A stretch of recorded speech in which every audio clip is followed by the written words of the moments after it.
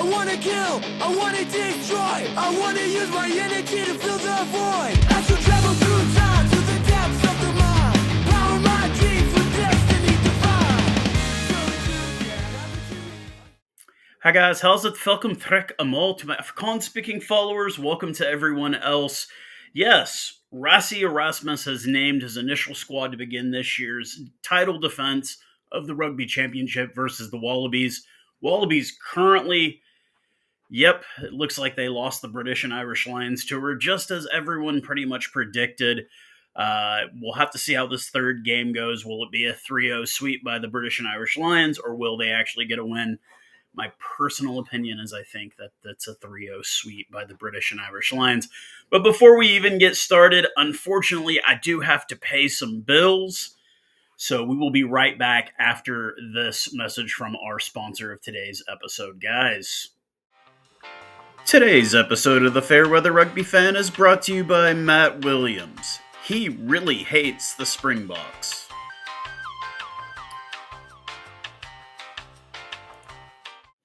And there you have it. I said I would never sell out on this channel, but unfortunately, the sponsors are coming my way. So go ahead and give our sponsor a shout out there. Have to every episode we're going to have a new sponsor, man. That, like I said, they're lining up, they're banging down the door. They want to hear a guy in America talk about Springbok rugby, and I mean, I appreciate the sponsorship. So before we even get into this, obviously there are some absent names. We will go through the forwards first. I'll give you guys my opinions, and then we'll go through the backs. But we do have two games upcoming against the Wallabies as soon as this British and Irish Lions tomfoolery is over. So we will go ahead and start off with the forwards. Chipmunk Cheeks himself, Lou de Jager, who's earned his way back into the graces of the green and gold. Peter Stuff to tackle. Jean-Luc Dupria, who I wasn't super impressed by, but with the absence of Jasper Wiese, I do get it. The boogeyman, Eben Etzebeth. Vincent Kolk. Super Sia Khaleesi, our captain. Vilko Low. Malcolm Marks, the magician at the lineout. Bongi Manombi. Sauce Franco Muster is back in the fold. Oxenche, because salads don't win scrums. Man of the match against Georgia, Ruan Norkia, who's easily become one of my favorite locks as of late. Azananthi Labakanye, the big man on the front row of the line there. Kwaka Smith, Arhis Snyman, Marnus van der Merwe, Eskom Marco van Staden, Boan Venter, Jan Hendrik Vessels, I call him the Swiss Army man, and Cobus Wiese, obviously. The absence of Jasper Wiese due to injury, due to suspension, the absence of Cameron Hennecom due to injury, and I think a big one that was omitted that a lot of people were expecting was Vincent Shatuka. Now, he did really great in the Barbarians game. I think Rassie didn't call him out by name, but I think there were a few things that he didn't do well or he didn't do right, and I think that's kind of why we're not seeing him on this squad to take on Australia. But who knows? He may be back when we play the All Blacks. You never know with Rassie. He keeps us guessing at all times. I'm going to die on this hill, but I still want Ruben Van Heerden. Obviously, the absence of Salman Morat, which I get. He's a polarizing character. One of my oldest followers, Swanee, is a huge Salman Morat fan. And then I get people that can't stand him. I've just never been super impressed by Salman Morat when he plays. I don't feel like he really does the things that we expect guys like that to be able to do. And I'm not angry with his omission from this forward pack. Let's go to the backs now. Kurt Leorenza, Damien Dialendi, Andre Esterhuizen, Afalala Fassi, Sasha Feinberg, Jesse Creel, Ethan Hooker, Villy LaRue, Ethan, who I said we didn't get enough of a look at, Villy LaRue, Manny Libok, Kanan Moody, Andre Pollard, Cobus Reineck, easily one of my favorite nines in the world, Edville van der Merwe, finally, hopefully this gets to be a regular thing for him, Morne Vandenberg, Grant Williams, and Damien Falemza. Obviously, the absence, a lot of people are like, Faf de Klerk. Yeah, a bit shocked with that one. We Lukanya Lam, Makazole Mpipi. Like, where are these guys at? With Makazole, I kind of feel like he still has it, but I think we kind of need to wean him out. And I think the big name on here that really shocked me was Villy LaRue. Now, is it because we're a little light at fullback, maybe? Damien We've got Damien and we got Afalelafasi, but I do know that Cheslin Colby can also play at 15. We've seen Sasha Feinberg play at 15. So why the addition of the Centurion? Maybe because Rassie just sees the veteran leadership there at the back at 15. Although for me, he's not the most exciting guy at 15. And I have noticed he doesn't do the chirping too much, as we say. He doesn't run his mouth nearly as much. Maybe he's getting older and wiser. But obviously, no issues for what I see here. We have the great wings. We have great options at center. We have great options at 9 and 10.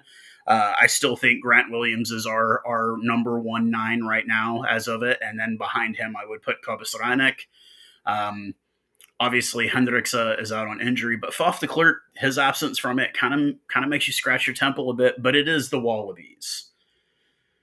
Now, despite what the British and Irish Lions fans are thinking, the Wallabies are not beating the All Blacks.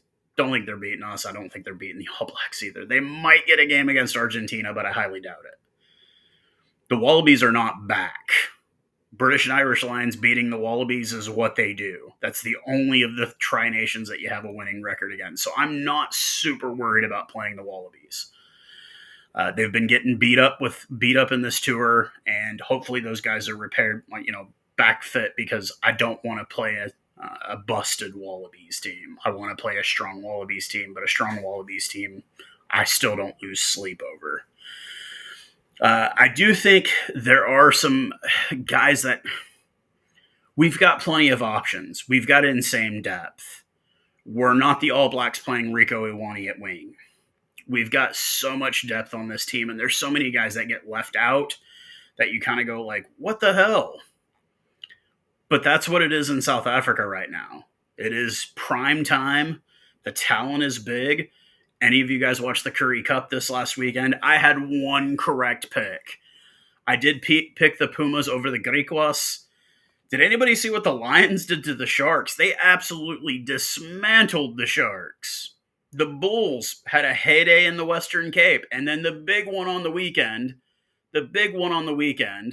Boland takes down the Cavaliers from Boland, Wellington, Western Cape, take down the Toyota Cheetahs.